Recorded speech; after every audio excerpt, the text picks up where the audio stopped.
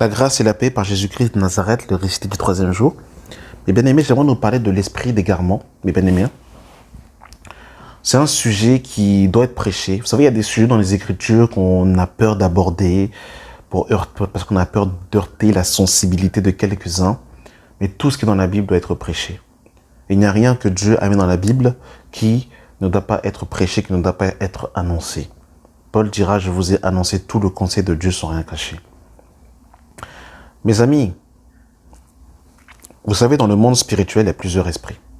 Bon, il y en a deux, bien sûr. Il y a l'esprit de la vérité et l'esprit de l'erreur. Soit, mes bien-aimés dans le Seigneur, nous sommes conduits par l'esprit de la vérité, ou soit nous sommes conduits par l'esprit de l'erreur, l'esprit du mensonge, l'esprit de l'égarement. Et bien-aimés dans le Seigneur, contrairement à la pensée populaire, l'esprit d'égarement a frappé et frappe beaucoup de personnes qui sont dans nos assemblées. Et c'est pour cette raison que Jésus dira, laissez-les, ce sont des aveugles qui conduisent des aveugles. Mes amis, il y a des conducteurs aveugles qui ont un esprit d'égarement et qui ramènent les gens dans la multitude, dans l'égarement, dans la souillure, dans le péché, qui les ramène en enfer. Et c'est la vérité, il faut le dire, il faut prêcher ces choses parce que il y a certaines vérités qu'on ne veut pas dire, mais c'est la vérité qui nous libère, c'est la vérité qui nous affranchit. Mes amis, l'esprit d'égarement existe réellement. C'est pour cette raison que lorsque nous mettons en garde les bien-aimés dans le Seigneur, concernant la séduction du péché, concernant les fausses doctrines, mes bien-aimés dans le Seigneur, il y a des conséquences.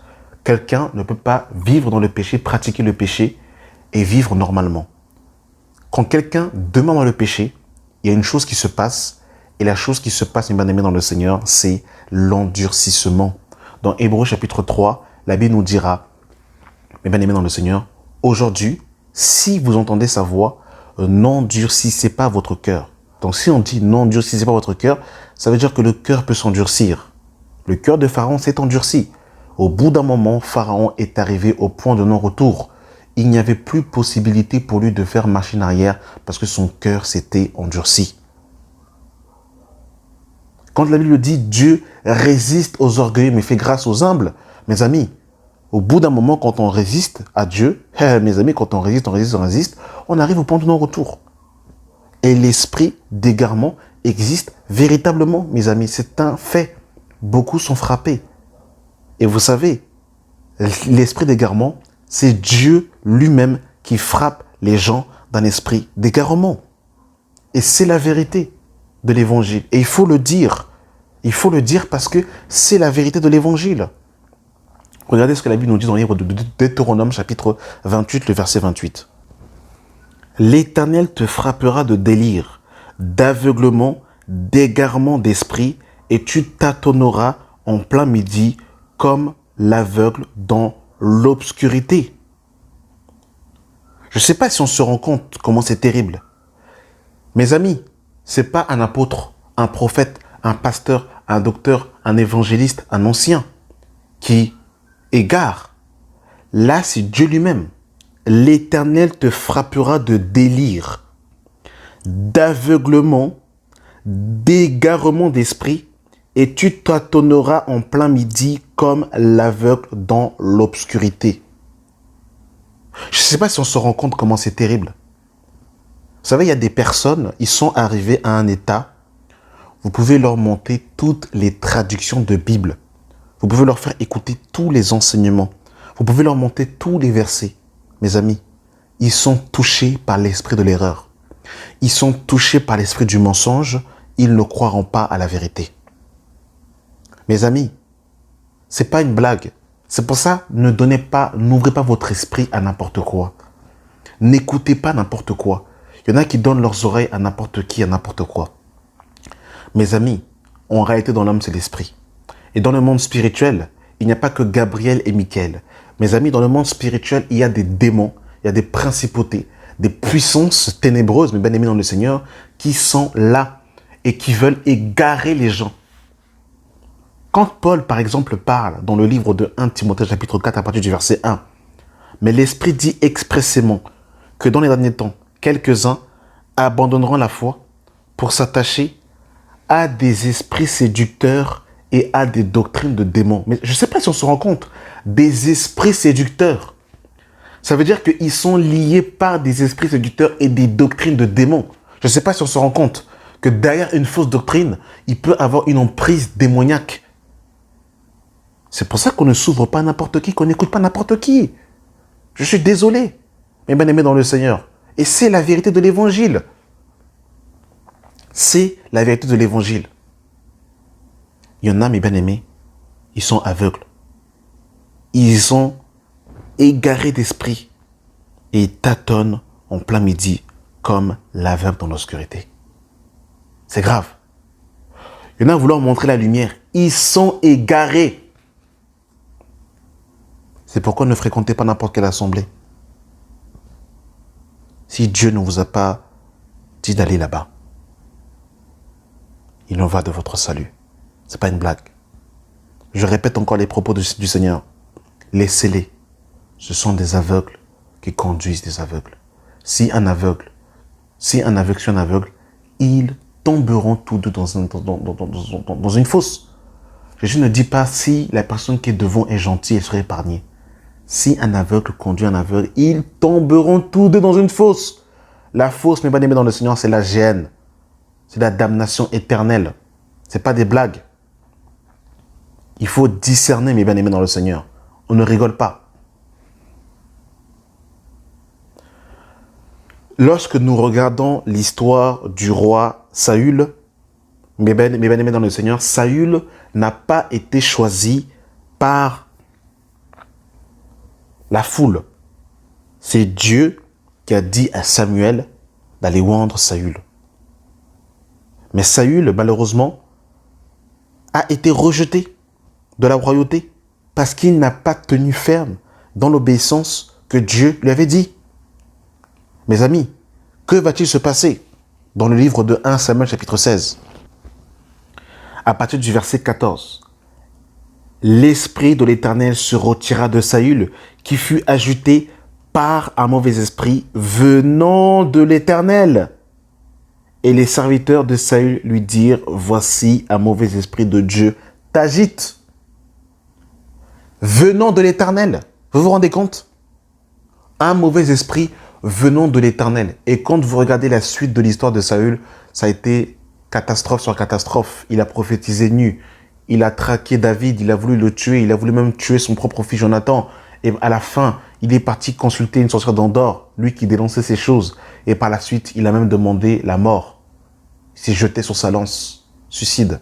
Et vous avez vu comment comment il a fini? Lui qui avait été loin de Dieu.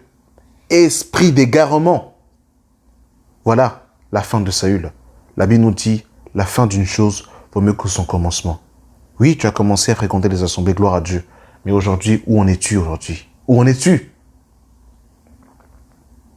L'esprit d'égarement. L'esprit d'égarement existe, et bien aimé dans le Seigneur. Quand vous lisez le livre de 1 Roi chapitre 22, Michée, pareil, va dire quelque chose de très intéressant. Dans 1 Roi chapitre 22, à partir du verset 17. Michée répondit, je vois tout Israël dispersé sur les montagnes, comme les brebis qui n'ont point de berger. Et l'Éternel dit, ces gens n'ont point de maître, que chacun retourne en paix dans sa maison. Le roi d'Israël dit à Josaphat, ne te l'ai-je pas dit, il ne prophétise sur moi rien de bon, il ne prophétise que du mal. Et Michée dit, écoute donc la parole de l'Éternel. J'ai vu l'Éternel assis sur son trône, et toute l'armée des cieux se tenait auprès de lui, à sa droite et à sa gauche. Et l'Éternel dit, qui séduira Akab pour qu'il monte à Ramoth en Galade et qu'il périsse? Il répondit, l'un d'une manière, l'autre d'une autre. Et un esprit vint se présenter devant l'Éternel et dit, moi, je le séduirai. L'Éternel dit, comment? Je sortirai, répondit-il, et je serai un esprit de mensonge dans la bouche de tous ses prophètes. L'Éternel dit, tu le séduiras et tu en viendras à bout, sors et fais ainsi. Et maintenant, voici, l'Éternel a mis un esprit de mensonge dans la bouche de tous les prophètes qui sont là, et l'Éternel a prononcé du mal contre toi. Waouh! Les prophètes qui étaient en présence d'Akab vont prophétiser et ne vont voir que du feu parce qu'ils avaient l'esprit du mensonge, de l'erreur. Vous vous rendez compte? Et c'est Dieu qui a envoyé, qui a dit à l'esprit, vas-y, sois pour eux un esprit de mensonge. Vous vous rendez compte? C'est quand même terrible. Hein? Donc il y a des prophéties dans nos assemblées. Il y en a, ils ont l'esprit de mensonge. Ils sont séduits, mes amis. Esprit d'égarement. Faux songes. Fausse vision, mes amis. Fausse prophétie. Que Dieu nous vienne en aide. Que Dieu nous sauve. 2 Thessaloniciens chapitre 2, verset 9. L'apparition de cet impie se fera par la puissance de Satan, avec toutes sortes de miracles, de signes et de prodiges mensongers, et avec toutes les séductions de l'iniquité pour ceux qui périssent, parce qu'ils n'ont pas reçu l'amour de la vérité pour être sauvés. Aussi Dieu leur enverra une puissance d'égarement pour qu'ils croient au mensonge, afin que tous ceux qui n'ont pas cru à la vérité, mais qui ont pris plaisir à l'injustice soient condamnés. C'est grave, hein? Vous savez, des fois on dit c'est la foi qui sauve. Mais attention, la foi qui vient de la parole. Parce que ici il est écrit, il y en a qui n'ont pas reçu l'amour de la vérité pour être sauvés. Donc le mensonge te ramène à la damnation. Mes bien-aimés dans le Seigneur, attention. Le mensonge te ramène dans l'erreur, dans la séduction, dans les ténèbres. Aussi Dieu leur enverra une puissance d'égarement. C'est Dieu lui-même qui envoie cette puissance d'égarement pour qu'ils croient au mensonge, afin que tous ceux qui n'ont pas cru en la vérité, mais qui ont pris plaisir à l'injustice, soient condamnés. Waouh! Que le Seigneur nous vienne en aide. Que Dieu nous sauve. Vraiment, mes amis, c'était vraiment une vidéo de mise en garde. L'esprit d'égarement existe réellement. C'est pas des blagues. C'est pas des blagues. C'est pas des blagues, mes amis. Vous savez, j'allais terminer, mais avant que je puisse terminer, l'Esprit vient de me rappeler un passage. Dans Romains 1, le verset 18, « La colère de Dieu se révèle du ciel contre toute impiété et toute injustice des hommes, qui retiennent injustement la vérité captive. Car ce qu'on peut connaître de Dieu est manifesté pour eux. Dieu leur ayant fait connaître, en effet, les perfections invisibles de Dieu, sa puissance éternelle et sa divinité se voient comme à l'œil depuis la création du monde quand on la considère dans ses ouvrages. Ils sont donc inexcusables, puisqu'ayant connu Dieu, ils n'en ont pas glorifié comme Dieu et ne lui ont point rendu grâce. Mais ils se sont égarés dans leurs pensées et leur cœur sans intelligence a plongé dans les ténèbres. Se vantant d'être sages, ils sont devenus fous et ils ont changé la gloire du Dieu incorruptible en image représentant l'homme corruptible, des hommes, des quadrupèdes et des reptiles. C'est pourquoi, écoutez le verset 24, c'est pourquoi Dieu les a livrés à l'impureté selon les convoitises de leur cœur, en sorte qu'ils déshonorent eux-mêmes leur propre corps, eux qui ont changé la vérité de Dieu en mensonge et qui ont adoré et servi la créature au lieu du Créateur. Amen. C'est pourquoi Dieu les a livrés. Donc au verset 24, on nous dit, c'est pourquoi Dieu les a livrés à leur impureté selon les convoitises de leur cœur. Au verset 26, Paul confirme encore, Amen. C'est pourquoi Dieu les a livrés. Waouh! En fait, l'esprit d'égarement, c'est Dieu qui te livre. Dieu livre les hommes par rapport à l'état de leur cœur. Les gens qui aiment le mensonge, Dieu va les livrer par rapport à l'état de leur cœur. C'est terrible.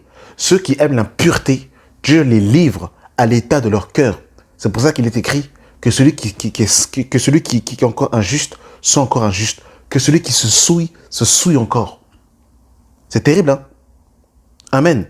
C'est pourquoi Dieu les a livrés à des passions infâmes, car leurs femmes ont changé l'usage naturel en celui qui est contre nature, et de même les hommes abandonnent l'usage naturel de la femme, se sont enflammés dans leurs désirs, les uns pour les autres, commettant homme avec homme des choses infâmes et des choses infâmes et recevant en eux-mêmes le salaire que mérite leur égarement. Donc Dieu rend à chacun selon ses œuvres. Waouh! Et regardez, Paul continue. Verset 28. Comme ils ne sont pas souciés de connaître Dieu, Dieu les a livrés à leur sens réprouvé. Waouh!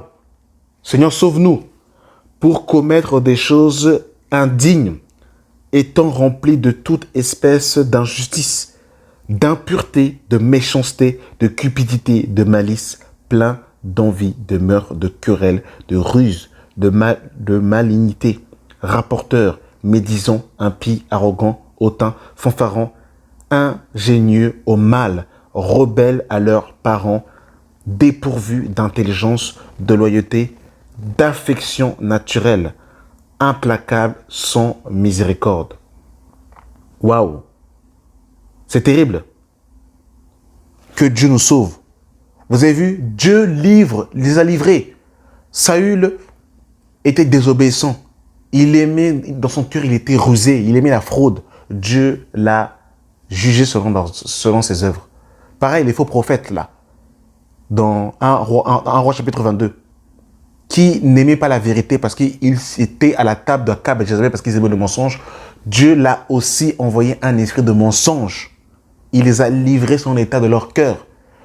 Pareil, dans 2 Thessaloniciens chapitre 2, ceux qui n'ont pas pris plaisir à la justice, mais qui ont pris plaisir à l'injustice et au mensonge, Dieu leur a envoyé une puissance d'égarement pour qu'ils croient au mensonge. Donc Dieu les accompagne dans ce que leur cœur aime. C'est terrible, mes amis. Que Dieu nous sauve. L'esprit d'égarement. L'esprit d'égarement. C'était vraiment une vidéo de mise en garde. Que Dieu nous garde véritablement, que nos cœurs s'attachent à la véritable parole, à la saine doctrine. Amen. Merci d'avoir pris le temps d'écouter cet audio et que la grâce et la paix soient avec vous au nom de notre Seigneur et Sauveur Jésus-Christ. Amen.